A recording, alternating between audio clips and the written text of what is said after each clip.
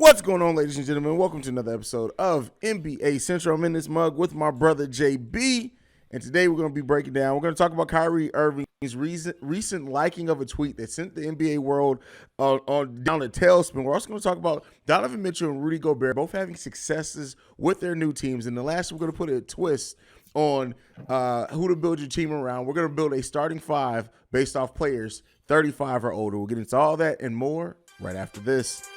The number one place for your daily basketball fix, NBA Central. Hosted by the one and only CEO Haize. What's going on, JB? Another day, another dollar, bro. What's going on with you? Oh man, I'm living the dream, bro. That's all I can say. Or nightmare, depending on how you look at it.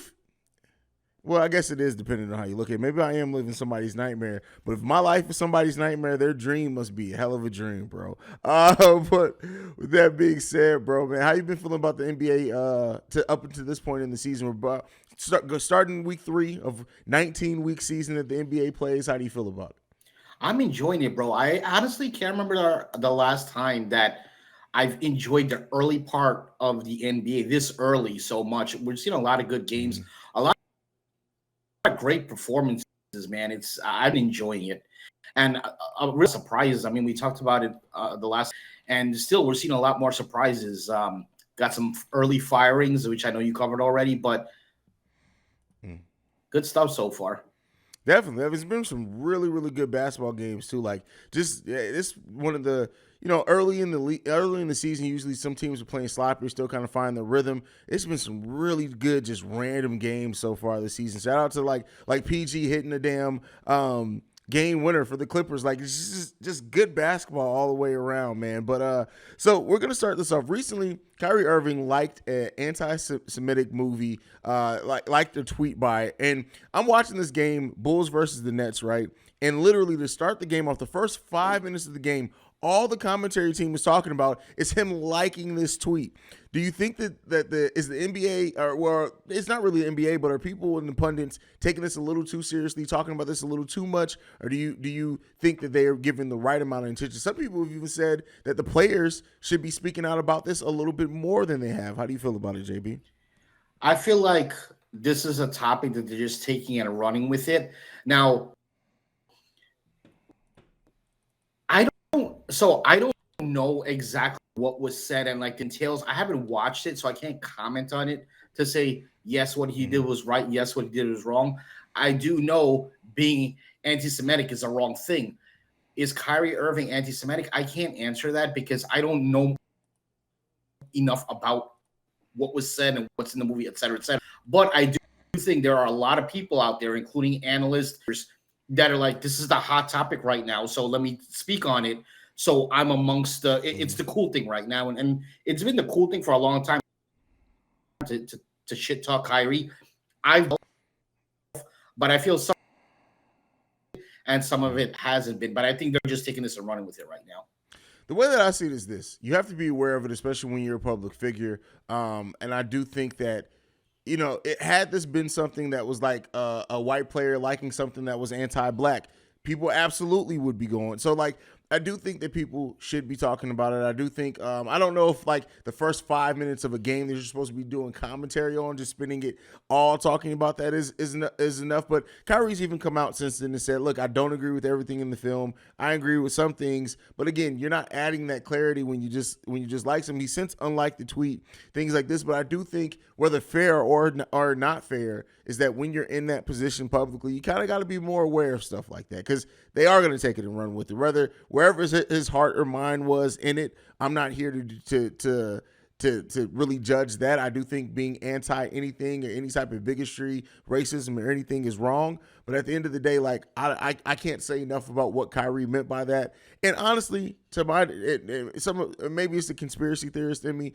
Kyrie does shit sometimes to stir up conversation. He absolutely does. 100 million%. He's done it so many times in the past, and I've even touched on it. Just amongst my circles and whatever. Like, he says shit sometimes. I get that, but you're 100% viewed by millions. So what he says is going smaller or big things it is, people are going to talk on it. But man, like, thank God I'm not a celebrity, honestly, because every little thing is watched, even if something. I'd be canceled within a week of being a bro. celebrity. Some of our like literally that wouldn't make it a week. MBK old episodes, bro, we would be canceled sure. forever, for life. Yeah, for That's sure. That's a hard life living that way, man. For sure, absolutely. Anything left on this one before we move into the next topic? No, that's really it. Do you think the NBA does anything to him? You think he gets some sort of penalty? For liking a tweet, no. That the precedent of that would be too ridiculous.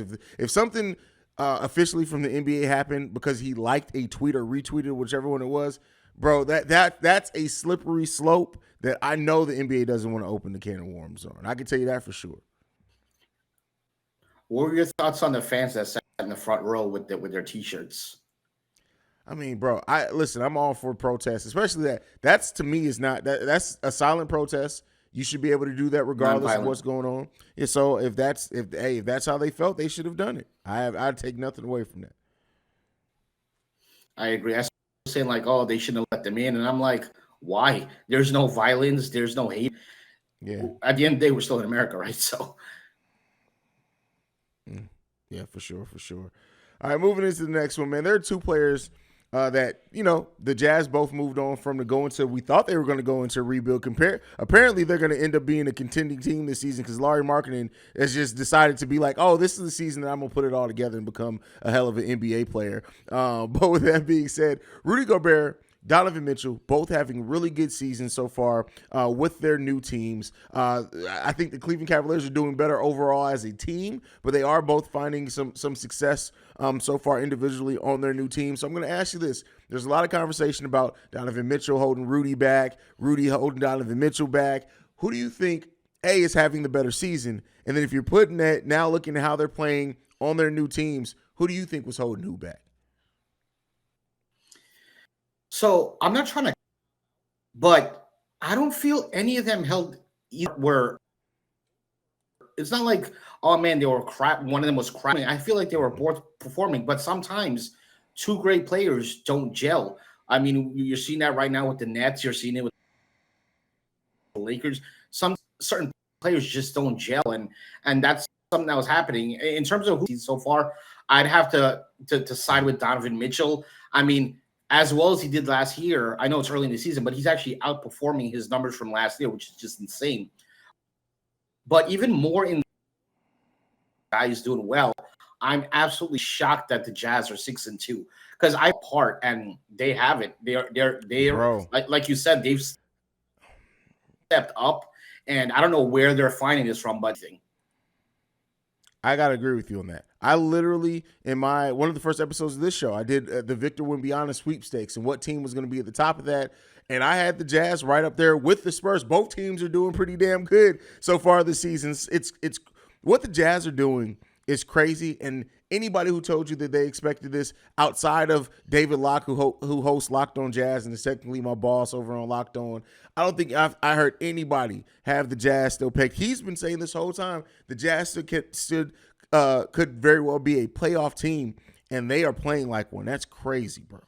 It is crazy. I mean, when you lose one top-notch player, that's huge. They lost two season. I thought build mode, but and who knows, maybe build mode too. And now they're like, whoa, we have something here. You never know. Oh no. This to them, they're probably sitting this and saying, oh, this is awesome. Keep doing this because we're trading all of y'all by the trade deadline, and we don't win 0 games after the month of February. We're not winning anything. Laurie, thank you. Keep doing this. You're going to get us even. They have 13 first-round picks, I think, or maybe even more of that over the next couple of years. That's crazy. And they're probably looking at it, hey, we about to get more picks for these guys. Keep winning for now because we're still sending you up out of here. That's not a bad strategy. Like, you do well the first half of the season, then trade everybody, like Oprah, you get a player. Literally, let's start lineup by the end of it. It's gonna be all G League players. We're gonna be like, who is this guy? Who? That like they're gonna send everybody. Hey, that's Not to be off topic, but the G League players got like a raise. They did. They deserve to. Up to now, the minimum is 40,000, which is good. When you think about it, like, bro, me and you make more than most G League players. We make more than a couple of G League players combined. That's crazy. Now, I understand that they're not in the bright lights, but still, professional athletes. That's wild, bro. That is absolutely wild. It is wild. The fact that they're making that kind of money, but at the same time, the same occurrence. We talk about WNBA. What are they generating? So it all boils down to that comes down. And that's the thing with the mighty dollar, And we'll never really know, right? But because it's the G League and they are like the WNBA gets $10 million subsidized from the NBA. The G League is completely functional. They probably don't even separate out G League income from their overall income. They probably just don't even separate. They probably don't even separate those financials at all.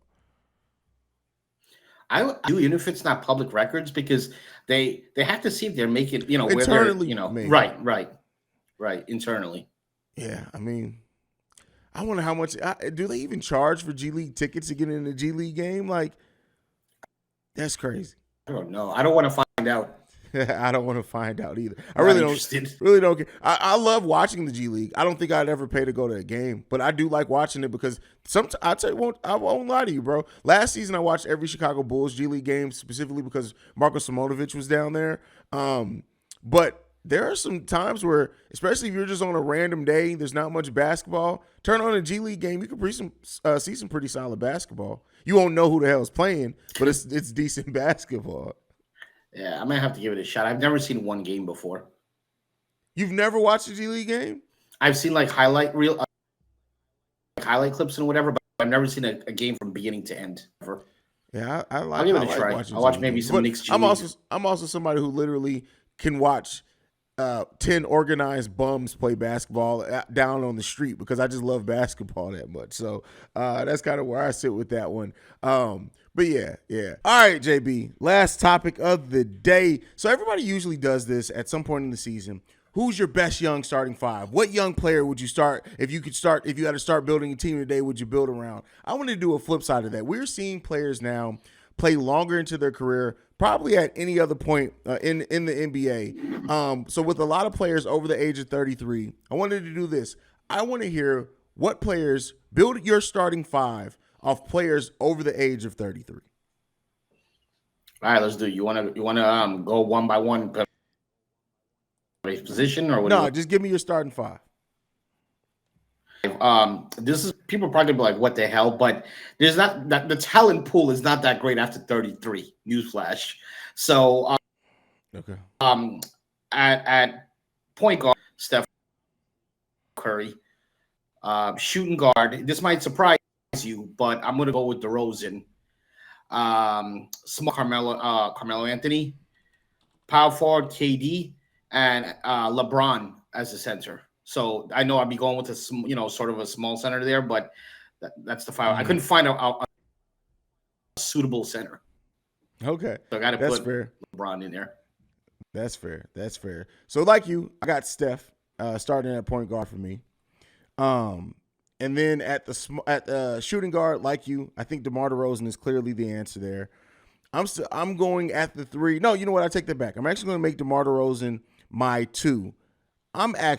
This is going to be controversial. I'm going to go Chris Paul as my starting two guard. I thought about it, bro, but it's maybe tough. if you asked me last.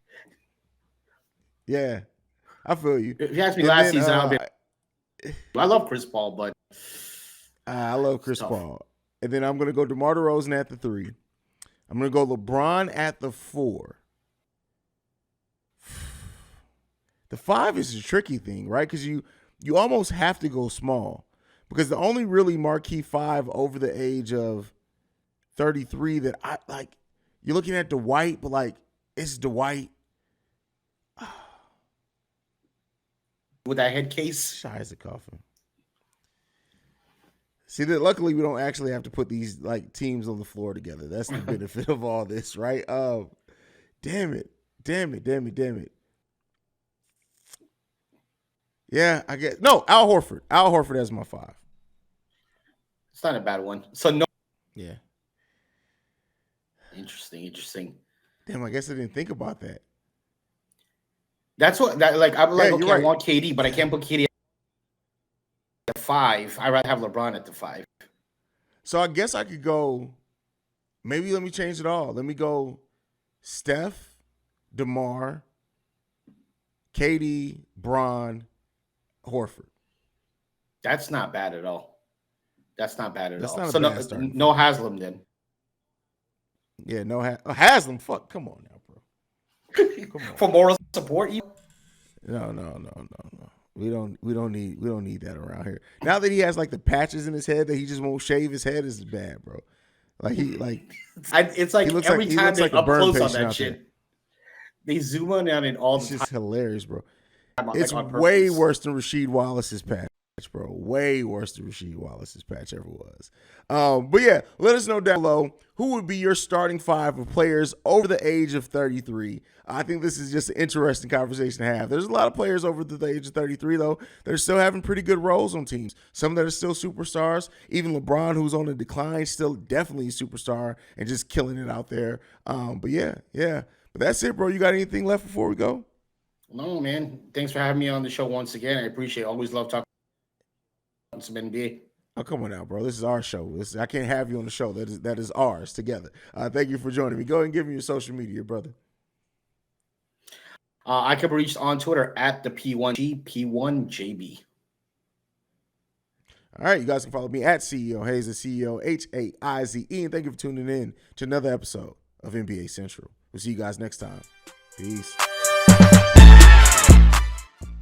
This has been a presentation of the Breaks Media.